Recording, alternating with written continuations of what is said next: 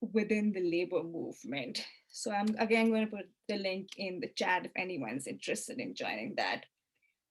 Lastly, before we get started, I would like to put out the report of today's discussion, which got released today morning. So if anyone has questions or clarifications, there are the answers right up in this report.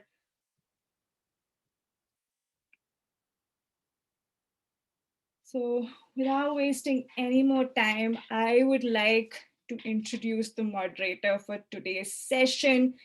Our moderator is Sophie Walk, who's a recent graduate from the MBA program at CU Boulder and the leader of Too Much Tuition CU organization, and is also a UCW member. She now works in marketing, and prior to that, Sophie spent a couple of years in tax consulting after receiving her bachelor's degree in accounting in San Francisco. In fall 2020, Sophie spearheaded the efforts to raise awareness about the discrepancy between tuition rates and the quality of education during the pandemic. Sophie was instrumental in organizing the community to demand program changes and steep price tags. The Too Much Tuition CU campaign provided hope for many students and families and bits of financial relief to some, but most notably brought decision-making issues to light and addressed issues of transparency and accountability with CU leadership. Thank you, Sophie, for moderating this session, and I'm going to pass it on to you. Thank you, Denise, for that intro, and thank you to UCW for having me. Hello, everyone, and thank you for joining us. We are so excited to see the interest in the budget and decision-making at the University of Colorado. I'd like to introduce you all to our panelists tonight. We have Tracy Berger, Juan Ramirez, Nick Powers, and Dr. Joe Bryan.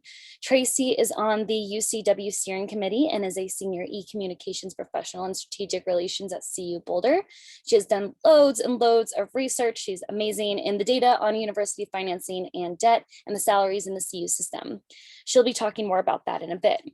Juan is also on the UCW Steering Committee and is a PhD student in geography at the Boulder campus. He also has done tons of research and looked into the data regarding the cost of living for CU employees. Next is Nick Powers. He is a UCW member and professional research assistant at our Anschutz campus.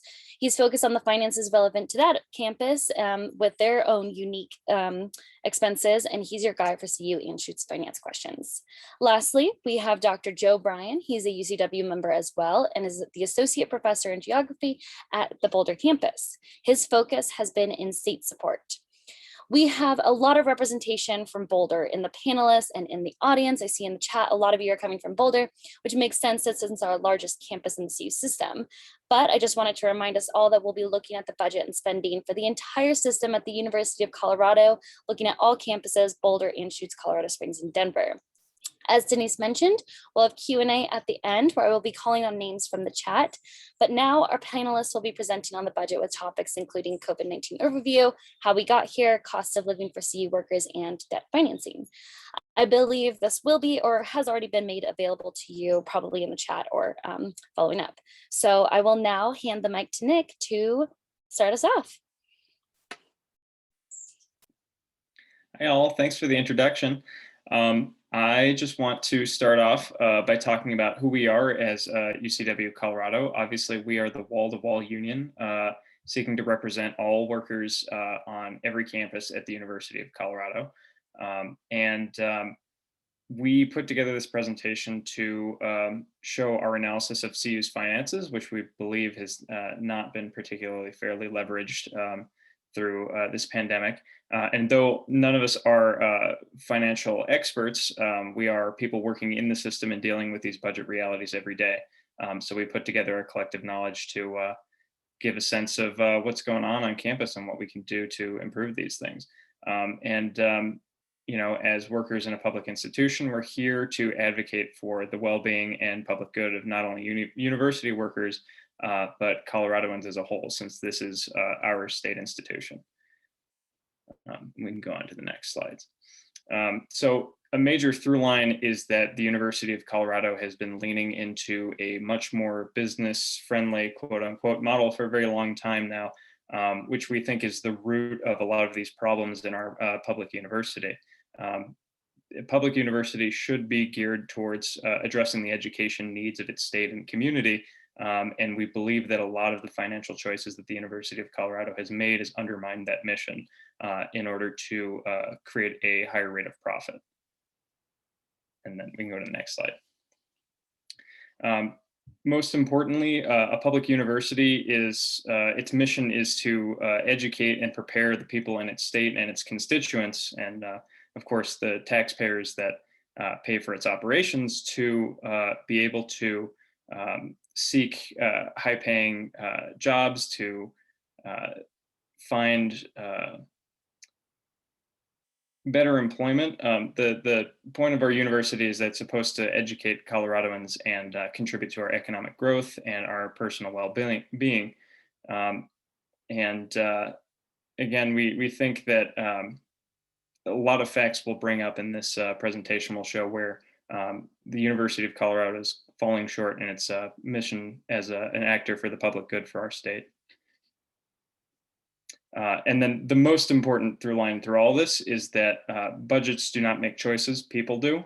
At every step of the way here, there are folks that are in charge of these individual budget decisions, and they can be done better and they should be done better. Our goal is to bring these issues to light and work towards making a more safe, more fair, and more equitable university system for all of us who participate in it. So obviously the thing that precipitated this analysis of our budget has to do with the COVID-19 pandemic. Obviously there's a lot of budget constraints that nobody could have prepared for with the COVID pandemic, not knowing how big a scale it was going to be beforehand. The most important thing from this to know is that a lot of the problems that our university is facing because of the COVID pandemic are because of choices that the university made long before this public health crisis, and also those choices that it is continuing to make as this public health crisis continues. And all of us who are working in this university, many of us who are also students in this university, will continue to deal with this as it moves forward. It's not something that we can wish away. It's something that we need to address together. So some of the most immediate impacts of the refinancing of the university during this budget crisis was the delaying or cancellation of compensation increases for many workers in the CU system. Many of us are aware that living and working in Colorado is very expensive, and not being able to increase pay across the board for Coloradoans means that the ability of many CU workers to pay for their cost of living has gone down significantly, even when people have been asked to stop working as well. On top of that, we see an inequitable distribution of pay cuts and furloughs. In particular, there were mostly delays for classified workers, whereas there was much more cancellation for all other full-time workers.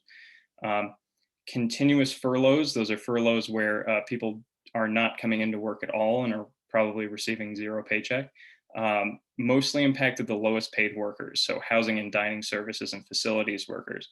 Those are typically the most vulnerable members of our community. On top of that, there were cuts to student employment.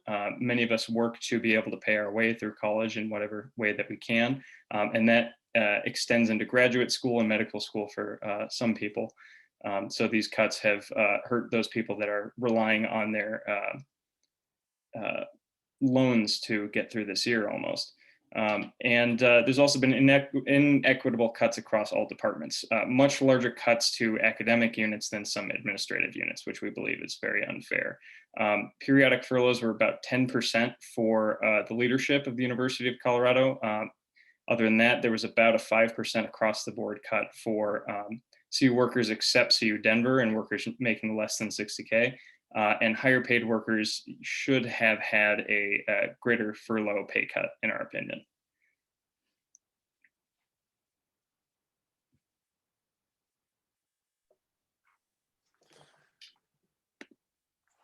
Okay, thanks. Good evening, everyone. I'm Joe Bryan. I'm an associate professor of geography on the Boulder campus. And I'm going to talk a little bit about sort of how we got to this situation. And as Nick just said, COVID really, in wading through all the financial reports, COVID is really symptomatic of what we would say is a much bigger problem. COVID wasn't necessarily the crisis so much as a symptom of it. And everybody that's on this call knows the reality. We've all worked far more this year for less money for many of us. And that burden of pay cuts has not been distributed in a very equitable way. And we think this really shows how a pattern of decision-making that's been going on for a while. So the problem in Colorado, as many of you know, is that Colorado has been on a trajectory to steadily reduce state funding for higher education for several decades. And in fact, there have been numerous reports sort of projecting that Colorado should get to 0% state funding for several years. There's disagreement about whether that's a good or a bad thing, but the sort of the motion or the sort of inertia there is the idea that higher education, if it wants to exist in the state, should really fall. It should pay for itself. Next slide. This has led to Colorado taking a massive dive in terms of per capita funding for higher education. When the Taxpayers' Bill of Rights was passed in 1992, Colorado ranked around 35th nationally for per capita spending on higher education. We fell to 48th around the time of the 2008 financial crisis. We bounced back a little bit, according to some metrics, to 45 now. But you can see that this has been a sort of steady trend that's been going on for some time. Next slide. And so one of the things that our sort of analysis or looking at budgetary documents points out is that the burden of these cuts have not been sort of borne in an equitable way. They've really been sort of pushed onto students in the form of higher tuition and tuition increases, onto staff and onto faculty. Next slide. And so one of the places to start then is to think about tuition rates. Everybody who's read a paper in Colorado in the last few years knows that tuition rates have been continually going up. And this is a point of sort of contention for a lot of people in the state. And really what this shows more than anything is the fact that the university is increasingly reliant on tuition as its primary source of revenue to keep the doors open and to keep the university functioning. And what this means oftentimes is that as these increases go up, students are more and more likely to take on more debt. So that one of the things that many students graduate now in addition to a degree is also a fairly large amount of debt. And that debt is going, again, directly to pay for the university to kind of function. This has had dramatic effects on the diversity of the student body, especially at the CU Boulder campus, where we've seen since the sort of Tabor, again, using Tabor as kind of a benchmark, we've seen the diversity of the student population fall dramatically. So much so that there are reports out there that we haven't confirmed yet, but certainly other people are working on this, where that CU Boulder has some of the lowest rates of diversity of any of the Pac-12 schools right now. And so that's comparing flagship campuses.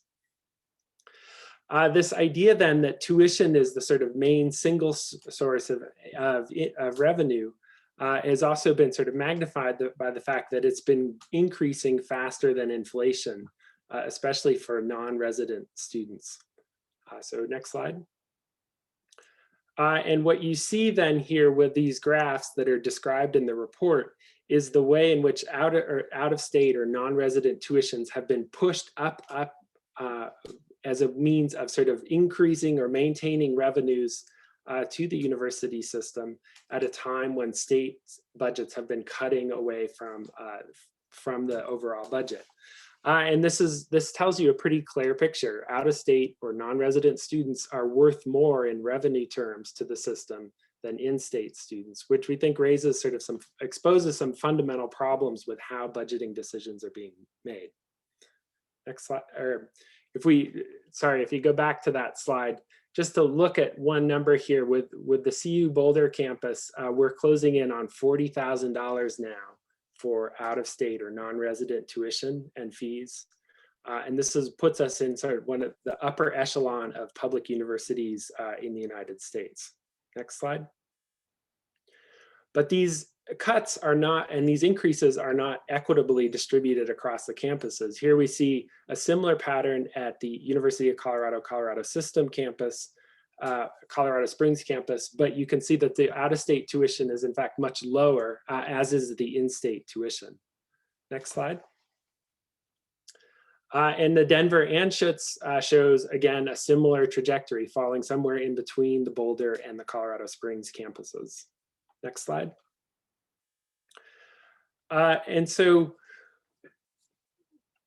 you get the picture here then that, this tuition is being used as a source of revenue, but not everybody is paying the same. There's tremendous inequity there. And it's also it's being used or distributed differently among the campuses. Next slide. And part of this has to do with the way that the legislature has set funding priorities for campuses, where the better a campus does, the less state funding they're likely to get. And you can see this in this graph here that shows the proportion of federal support. This is money from grants, tuition, and then from the state. And you see CU Boulder having the biggest revenue pool here, but also having the smallest amount of state funding. And this is sort of, again, this shows how this new budgeting model works that has been enacted at the state level. Next slide.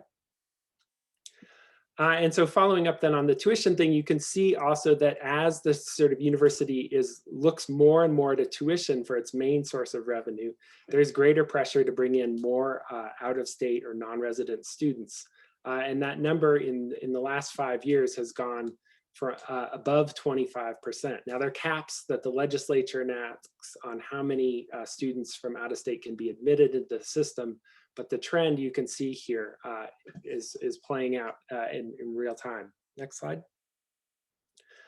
But what this doesn't really tell you is just how much that non-resident tuition is important to the overall operating budgets of the CU system, and especially at CU Boulder, where you can see that non-resident tuition accounts for 64.5% of all tuition that comes into campus. In other words, Boulder is increasingly catering to out-of-state non-resident students, especially if they can pay full fare, because it's good for business. It's good for running the university.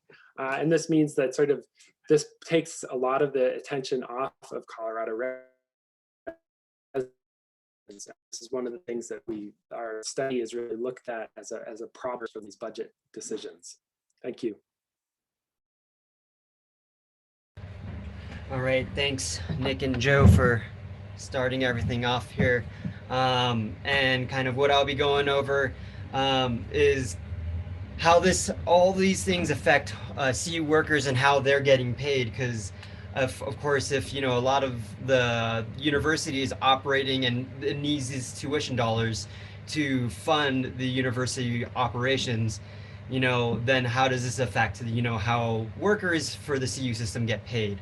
One of the main points that we want to show is how about the lowest 8.5% of the workers at CU, they aren't making a living wage. So we already have a pretty sizable workforce that is just kind of trying to make ends meet while working at CU. So that 8.5% doesn't seem like a whole lot, but when we kind of extrapolate this to kind of account for different contexts that people are living in, it becomes a bit more of an issue. So next slide. Yeah, so we were able to draw some data from CU salaries, and we were able to break it down into deciles. And this just shows kind of the difference from, the lowest 10% making the average about $35,000 a year to the highest 10%, making 283,000. So there's a big range in between, like, who are being the pay scale for people, and this is just kind of the average too, because even for that top 10%, the 283,000, there's still a good amount of workers that are making well over that, and where the highest 1% are making over $500,000 a year. So yeah, so how does this all affect how people are getting paid and the cost of living? Like Nick referenced earlier, living in Colorado, especially in the Denver metro and Boulder areas, is really expensive. So a lot of those people aren't making a living wage. And one of the big things that we also notice is that people that have families, a family of four, whether it's like if it's two adults and two children, 70% of our workers at CU aren't making a living wage. So I mean, whenever you count that into, take that into account, you see how much is like affected by, are the workers getting paid, and are they able to make a wage that they're able to support their families. Next slide. So this slide I know is a little busy, but basically what we did is we pulled a lot of data from the MIT living wage calculator, and then was able to get some info in terms of like, all the utilities, transportation costs, all that stuff broken down and put it into context here, and then calculate how we were able to get to these numbers of like, even doing the separate living wage calculations for Boulder, Denver Metro, and Colorado Springs. I would say these numbers are in the chart. So and that's in the link so that Haley just put up. So if you want to look at it more in detail, you can look at that. So yeah, it just kind of goes, based off of how much everything's going to cost, based off of your setting. And we kind of left the cutoff at like 2 adults, 2 children. We could have gone a little bit further, but I know it's just like, this is kind of what we were able to like calculate that caught like a big umbrella of people's living situations here. So you're able to go into that, and I think some of the percentages below are, you kind of see that in there. But kind of what this all shows is that one thing, especially for myself as being a graduate worker here, is that pretty much 100% of graduate student workers are not being paid a living wage too. So although 70% of, if you have a family of 4, 100% of graduate student workers do not meet this living wage in any of the campuses. So that's also one big thing to be able to like see, is that how much work the graduate students do within the CU system to keep it running. And yeah, none of us are able to actually live on the stipends that we're allotted. Okay. Hey, so I'm Tracy. I'm going to take over for this part. I just want to say, for everything, there's a lot more detail in the actual written report, and I highly suggest that everybody go and check that out if you get the chance. That there's a few links to it in the chat there. So I want to start off with kind of looking at what the budget looks like. Most of the time when CU administrators talk about the budget, they're talking about the operating and non-operating expenses of the university. And this is when you're looking at a campus perspective, that's really the main budget. But when you're looking at the system perspective, the CU system has a huge amount of money in debt investment and debt and investments. They're paying out a lot of money in purchases of investments and debt service, which means the debt service is the principal of debt that's due at a particular point in time, the interest that's due at that point in time, and bond issuance fees when debt is issued. So this is something that we can get into a lot of detail on and go on for hours and hours, but I'm going to try to speed through it. Denise, if you can go to the next slide. So this is the kind of graph that you'll see most of the time when you're talking about CU's budget. This probably looks familiar to a lot of you. This is the CU system operating expenses, and you'll see that salaries and benefits make up a huge portion of this. And then you're looking at these other areas of expenditure that are smaller. And then if you go to the next slide, you'll see what it looks like when you look at, this information is all from CU annual financial reports. And this is looking at the cash flows. So this is on the statement of cash flows in the financial report.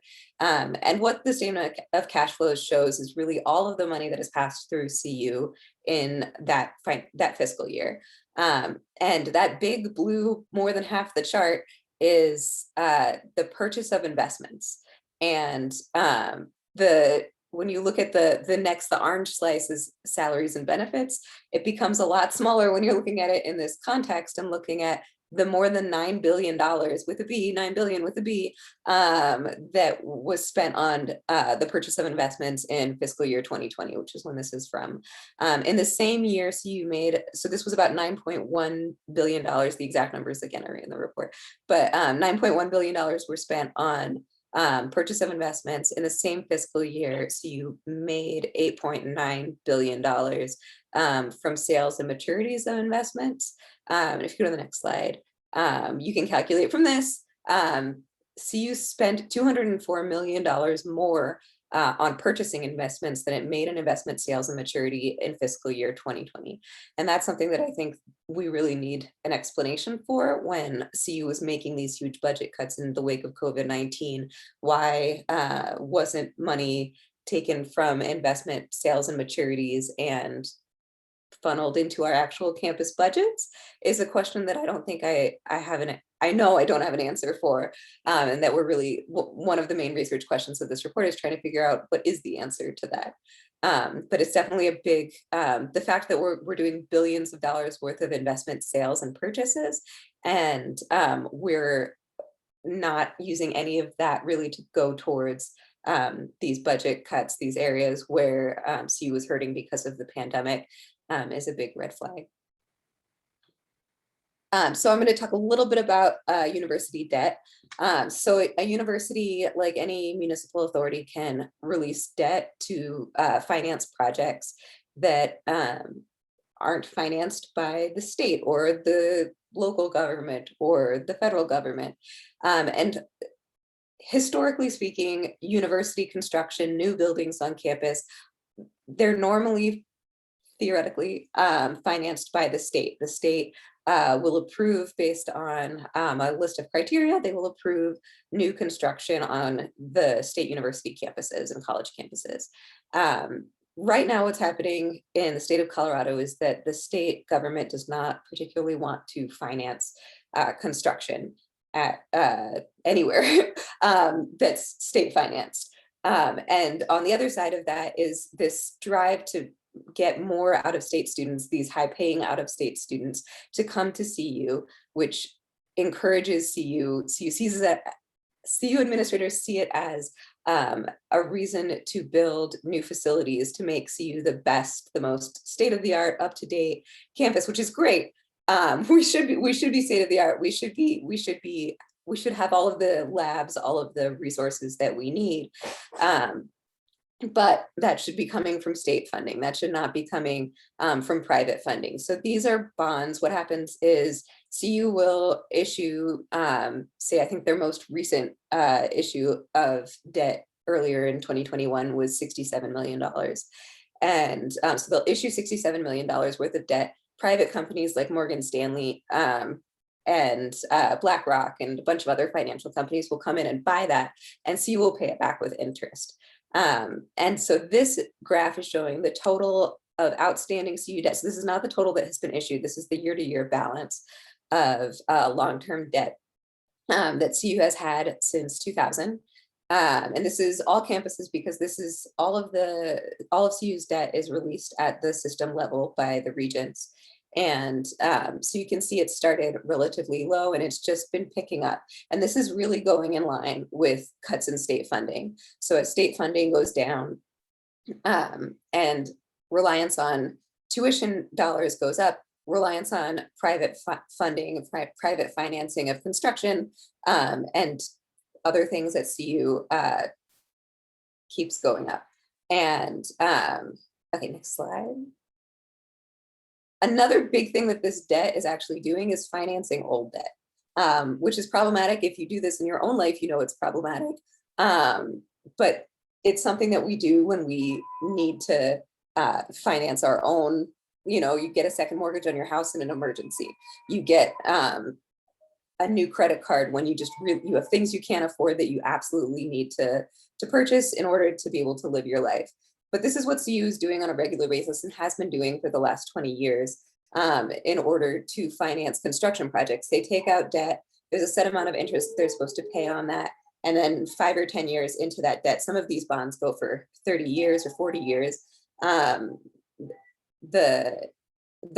refinance. So they'll issue new bonds. So the $67 million, for instance, issued in 2021 so far was about half and half, half for a little less than half actually for capital construction and a little bit more than half for refinancing old debt.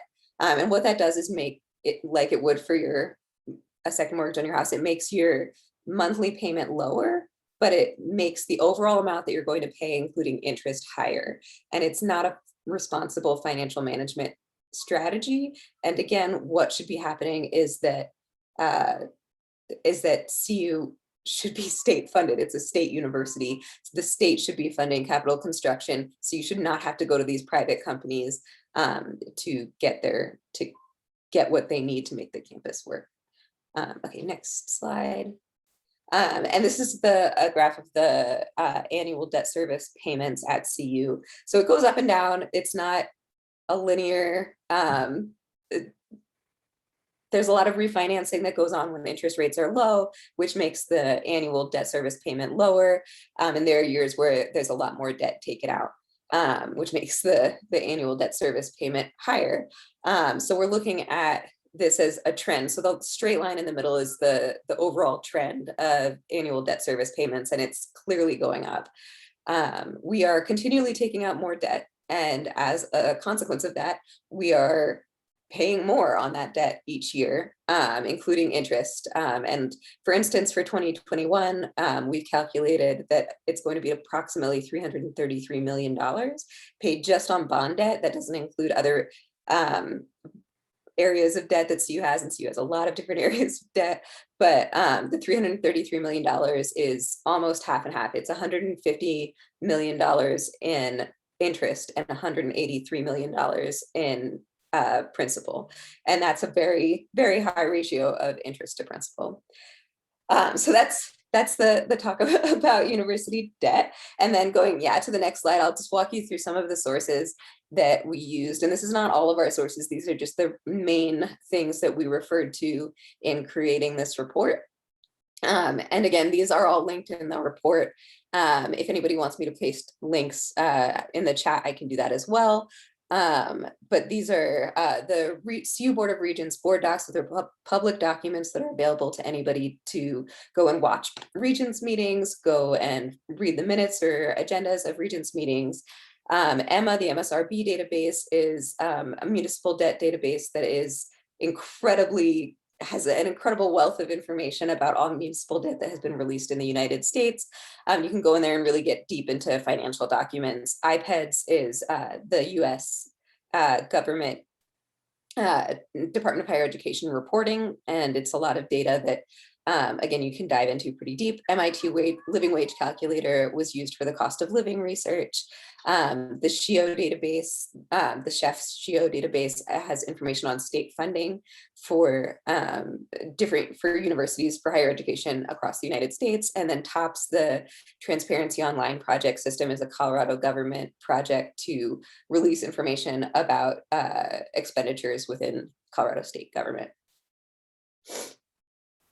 Next slide. And then these are just some things that, and I'll put these links in the chat in a second once I'm done talking, but if anybody wants to do more research, learn more about any of these topics, these are great places to start. The film Starving the Beast is, there's a link that's linked in the slides and that I'll also put in the chat, but it's free to anybody at CU Boulder to watch. It's in CU Boulder's documentary library, and it's an incredible documentary about the financialization of higher education and how everything's become privatized and it has been switching to this business model over time. And then we've got just a couple there. I won't go through them one by one, but other articles that kind of got our minds racing about what is going on in the financialization and privatization of CU. And so all of these kind of played a role in how our research went forward. Yeah, and I'll put the link to the film in the chat. Awesome. Thank you, everyone, for that surplus of information. As we can all see, this is a huge topic to a big umbrella of a subject, the budget.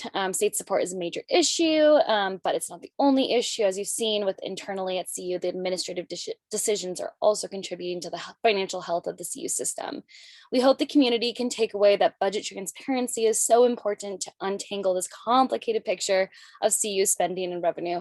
And we're here tonight to try to bring light to this confusing subject. I want to take a moment to remind everyone that this is a voluntary project with nearly everyone here having a full-time job and doing this in their minimal free time. We recognize that we do not cover everything, but we're so happy to have you here to scratch the surface of the subject with us. So this is just the beginning, and we urge you to get involved and join us in understanding the budget. I don't mean the beginning of the meeting, that ends in 15 minutes, but the beginning of talking about the budget. And we urge you to join the union, to join UCW, to learn with us. So with that, let us know your questions and our panelists will do their best to answer. And if we don't have the answer, we will note it as an area for further research in this ongoing research and report of findings. So to ask a question, please type stack into the chat, just like I will do right. Actually, Shane is already doing that. And I will call people in order. And to be respectful of people's times, we will take our last question a few minutes before 6 p.m. But if you still have questions, please reach out to UCW. So with that, Shane, do you want to ask your first question? And I also want to note that Rosario in here asked a great question about that I urge people to go read in the chat. So Shane, sending it to you. Yeah, so I had a question about CU's investments. I was just wondering if there is a place where there is some kind of a public list of the companies that CU has investments in. God, wouldn't that be great? That is something that we really wish existed and that we've spent some time looking for, but have not found. I don't think it exists, but it's something that we would like to work with CU to make more transparent, to work with the system financial team to learn more about what those investments are actually in. We're interested in making sure that CU is divested from certain things and getting that kind of perspective on like, what are they actually investing this money in? Is it something that the students and community of CU would be comfortable with CU investing this money in? That's something that we absolutely want to dive more into. And I don't know if we mentioned this earlier, but this is part 1 of a report that we already have pages of notes on part 2 of, and we are looking for more topics. So a lot of the questions that you ask, if we don't have answers to them, those are we're going to take notes and we're going to try our best to answer those in part 2. And that is definitely on our list. Great, thank you.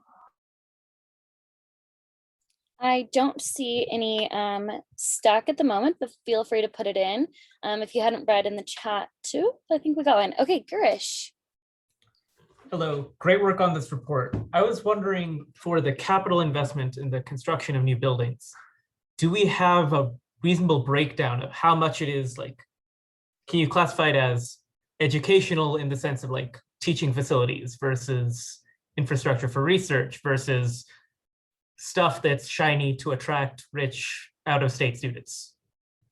I don't have that background, but that is something that is in the public documentation and that we can certainly get to you. I can say that there's a huge percentage of the debt that's been taken out is actually going towards, like I said, debt refinancing. And then the portions that are going towards capital construction, it's a total mix of athletic facilities, housing facilities. It's really a mixed bag, but I don't know the percentages, but we can get that information to you. Thank you.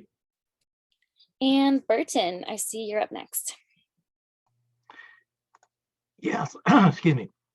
I'd like to ask, there's so much great detail in here, but as far as a takeaway from the panel members, what is UCW proposing as the first steps that the system should be doing to address some of this? Thank you.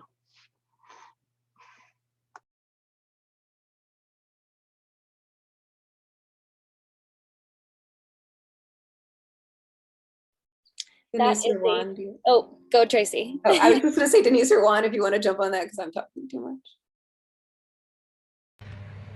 So I guess I'll jump in there. So right now we're developing the list of demands, anti-austerity demands, in terms of like trying to put pressure on, you know, these questionable decisions that they're making, and how, you know, some of the decisions that they can be made can be changed within the new budget, in terms of like, one of the main demands is like all CU workers need to be paid a living wage to be able to live in the area that they are in. So that's just one of them.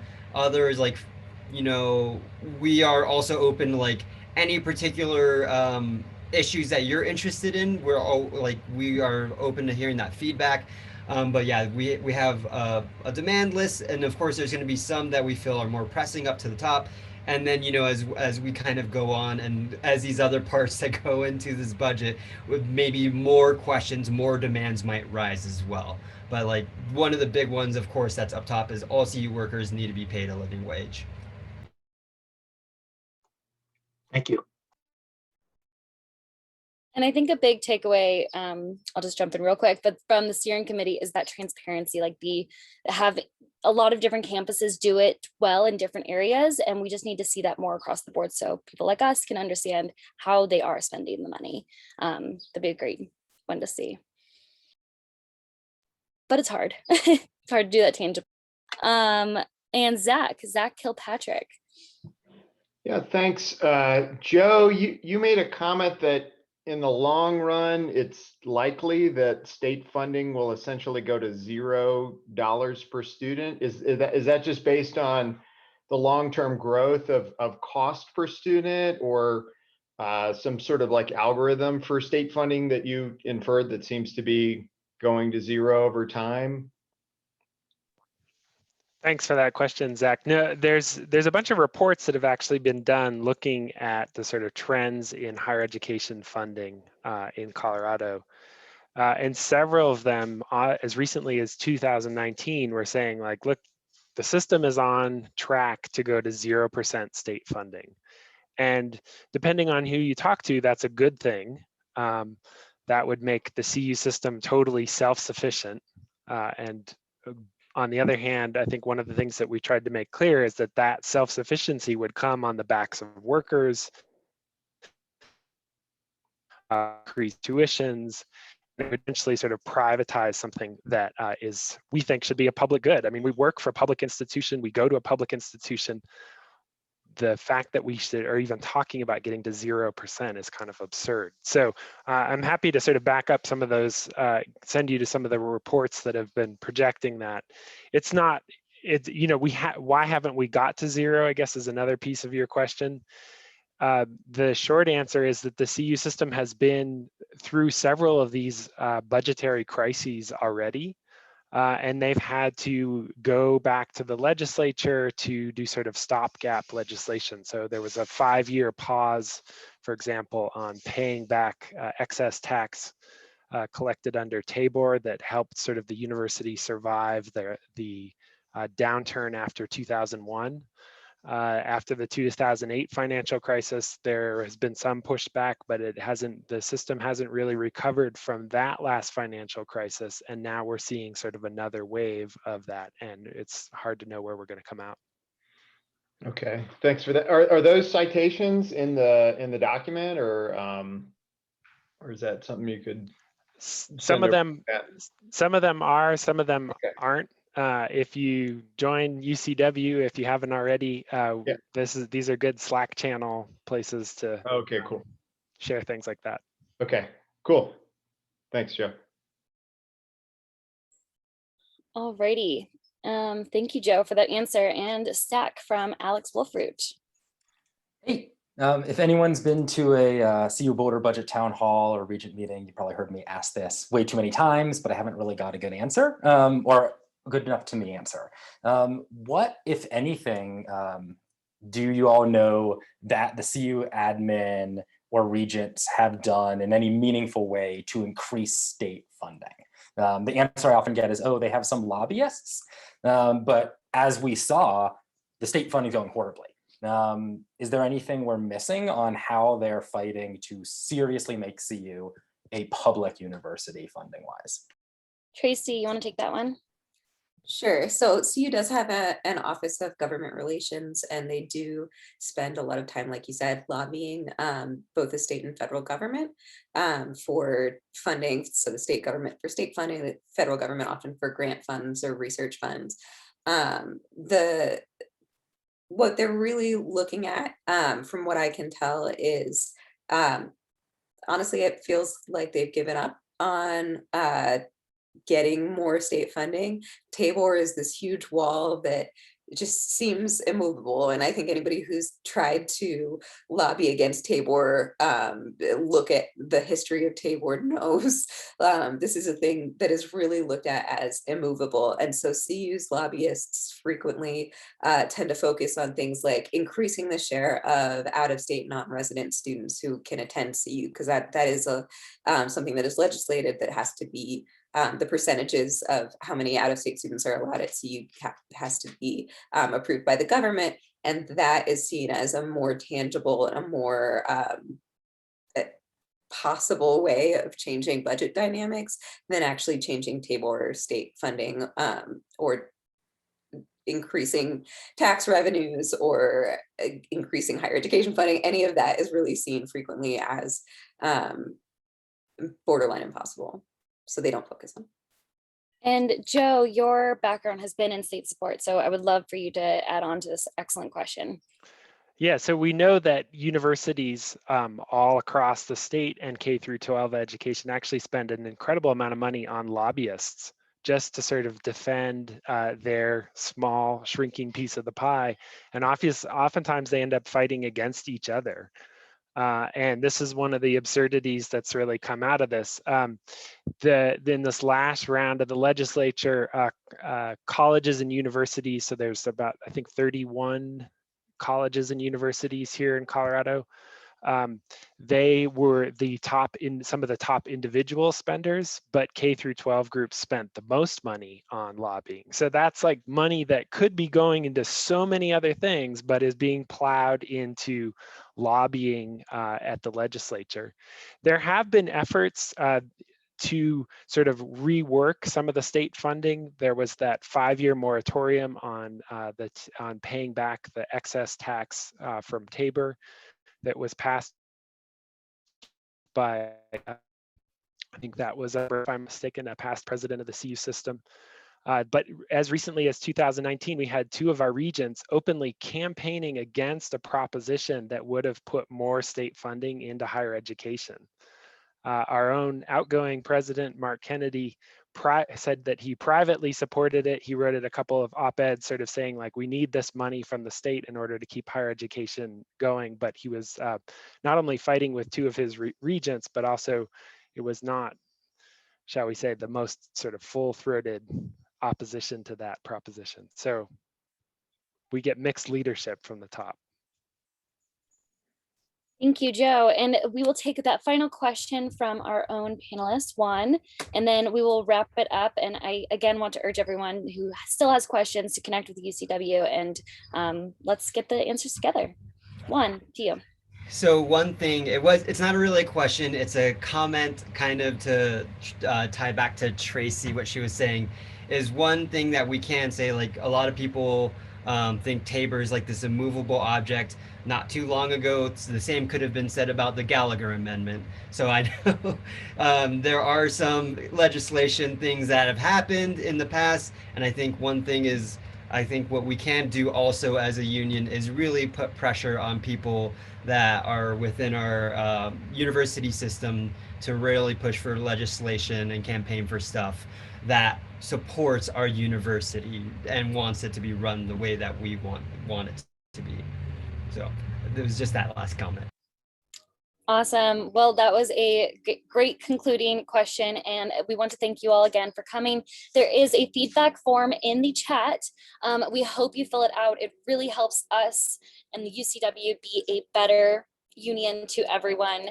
And we want to make the moves that we need to see at the CU community. So thank you again for being here. Thank you, UCW, for having me. Thank you to our panelists for being here and going through such important information. We hope you all have a great rest of your night, and feel free to get in touch. Thank you, everyone.